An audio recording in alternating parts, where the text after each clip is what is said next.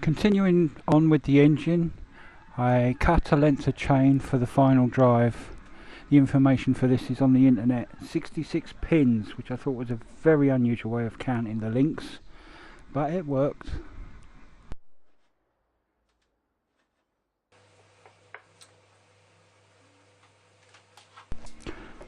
The next bit was a bit new to me. I thought put the chain on the final drive sprocket and then loop the engine over, swing it out over the axle, but as you can see there's no room to see what you're doing.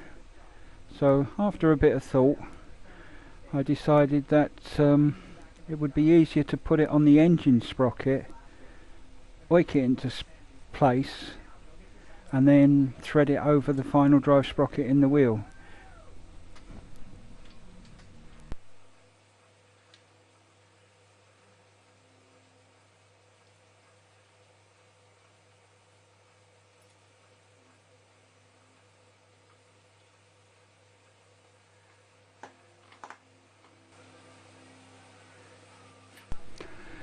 As you can see, balancing it against my forehead while you got everything into position seemed to work.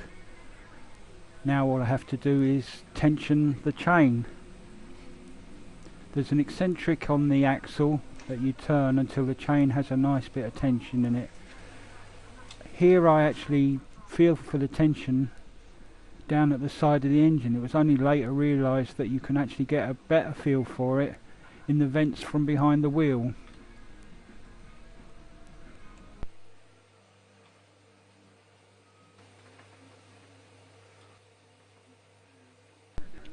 But with everything in place, it's a simple case of putting on the end plate, washer and lock nut.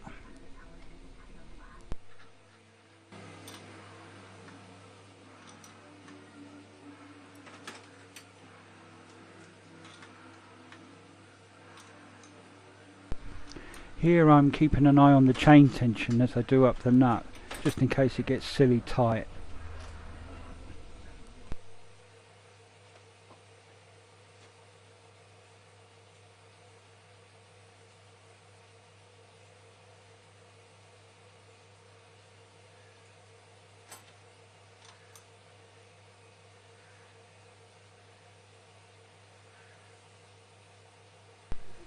Seems to have worked out, everything's in place, chain's tight and the engine rotates on the flywheel quite comfortably.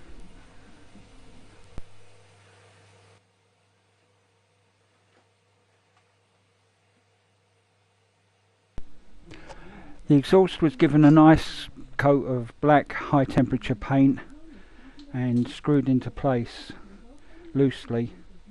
The flange nut of the engine barrel is so small and so tight, I thought I might get at it with a C-spanner, but there's just not enough room.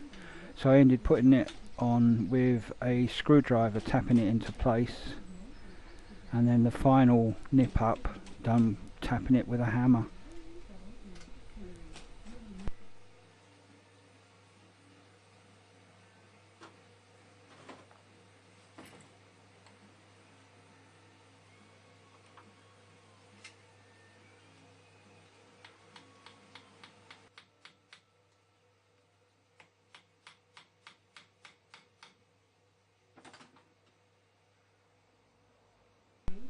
Again, everything tightened up nicely, so I was all ready to put the petrol tank on and the clutch flywheel cover on.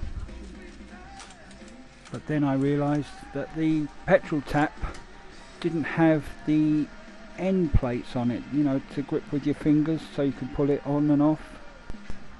So I put a piece of 1/2 inch hexagon bar in the lathe and drilled out to match the spigots on the end of the slide. As you can see here, quick clean up with the file as I parted them off.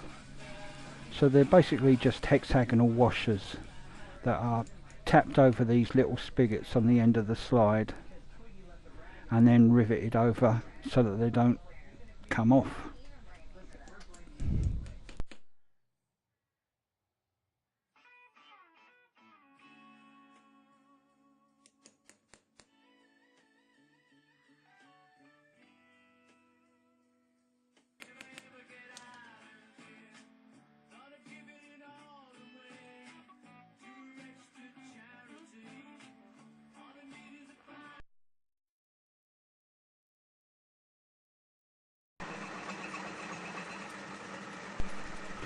I also needed some screws to hold the flywheel cover on and the petrol tank on.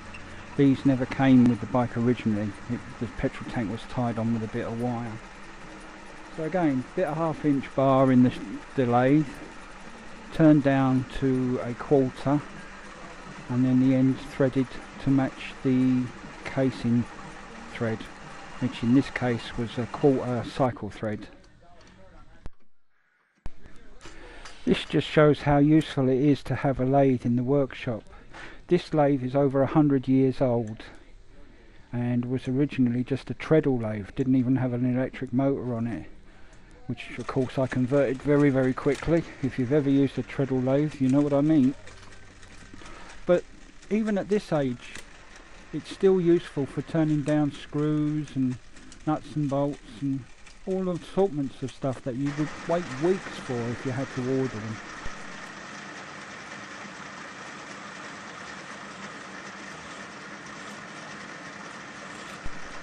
This is the casing screw.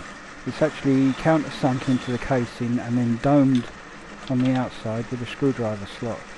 So here you can see it's been reversed and the dome is just put on freehand. You can clean it up with a file afterwards.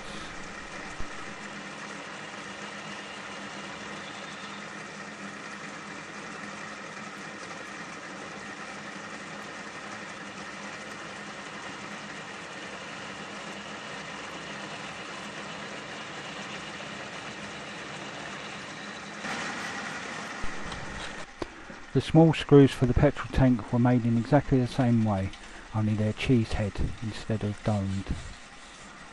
Here you can see me putting the screwdriver slot in. Sorry about the picture. And finally, how to blue homemade screws. You heat them up until they just turn into a nice dark blue in a clean flame. You have to judge this carefully because it's easy to go past the point of blue where they start going clear again, or back to bright metal. So take your time. As soon as they get to a nice dark blue, you dip them in the oil. The oil has to be really dirty with loads of carbon in it, out of an old diesel engine is the best. As you can see here, reheating them, the flame turns orange. This is the oil burning off. You just keep them warm until the orange flame disappears. That's where the oil has burnt off and the carbon is being deposited.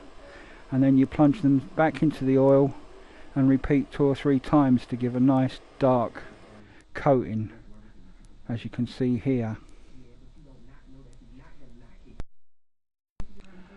The coating will stay dark even when damp, but eventually of course the moisture will get through, so it's a good idea to wipe them in beeswax every now and then if you keep them on the bike.